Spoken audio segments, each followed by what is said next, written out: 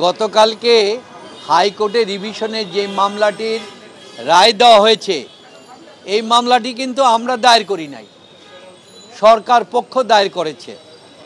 এবং এই মামলা দায়ের করার পরে নিয়ম অনুযায়ী আজকে হচ্ছে ডেট, এটা আইনের বিধান হচ্ছে আত্মপক্ষ সমর্থনের সুযোগ দিতে হবে, কনস্টিটিউশনে আছে। কালকে সকাল 10টা সাড়ে 10টায় সাংবাদিকদের মাধ্যমে খবর পেলাম যে জাজমেন্টটা বের হলো। আমরা প্রতিদিন খবর রাখছি, বলছে জাজমেন্ট রেডি হয় নাই।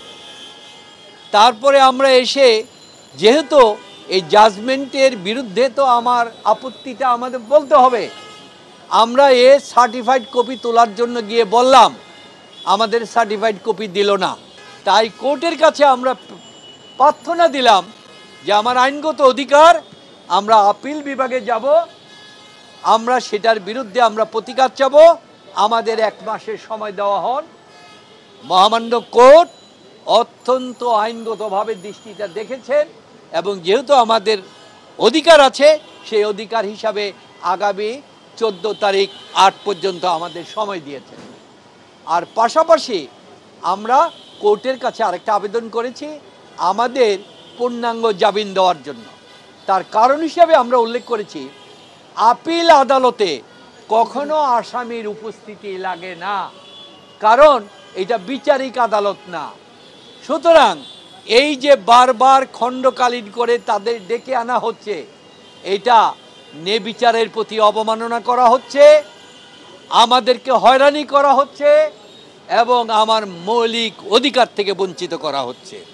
সুতরাং এটা বাদ দিয়ে আমাদেরকে আপিল নিষ্পত্তি পর্যন্ত দেন। কোর্টেরও ইচ্ছা আছে, কিন্তু সরকার পক্ষ বললেন যে না, ওনাদেরকে টিল পর্যন্ত দেওয়া। এই যে আবেদনটা, এটা কিচ্ছু না, এটা একটা প্রতিহিংসা ছাড়া আর কিছু না। উনি 18ই মার্চে অর্ডার হয়েছে, কোনো সিএমপি করে নেয়, কোনো স্টে পিটিশন ফাইল করে নেয়। এখন যখন আপিল শুনানি অবস্থায় আছে, বলে আমি আপিল ডিভিশনে যাব এবং 30 দিনের সময় চাই। যাক, আমরা মনে করি ন্যায় বিচারের ক্ষেত্রে আদালত যদি মনে করেন 30 দিন সময় দিতে পারেন, দেন, আমাদের আপত্তি নাই। কিন্তু পরবর্তী ধার্য তারিখে যদি উনি কোনো আদেশ আনতে না পারে আপিল বিভাগ থেকে, তাহলে আপিলটা যেন শুনানির জন্য ধার্য থাকে। অ্যাপিলেট কোর্ট প্রথম দিন থেকে ওনাকে অল্প অল্প করে ধার্য তারিখ পর্যন্ত জামিন দিয়ে আসছিলেন। সেই ক্ষেত্রে আমাদের বক্তব্য ছিল, পার্মানেন্ট যদি জামিন দিয়ে থাকে আমাদের আপত্তি আছে, এই কারণে আগে থেকেই আপনি ধার্য তারিখ পর্যন্ত জামিন দিয়েছিলেন এবং ধার্য তারিখ পর্যন্ত যদি জামিন দেন আমাদের কোনো আপত্তি নেই।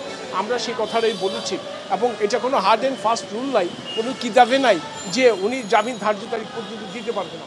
এটা fully order of the description of the appellate court. উনি যদি এটাতে অ্যাগ্রিভড হতো, আজকে কয়টা ডেট গেল অ্যাপিলেট কোর্টে, উনি একটা ডেটের অর্ডার তো চ্যালেঞ্জ করেন নাই।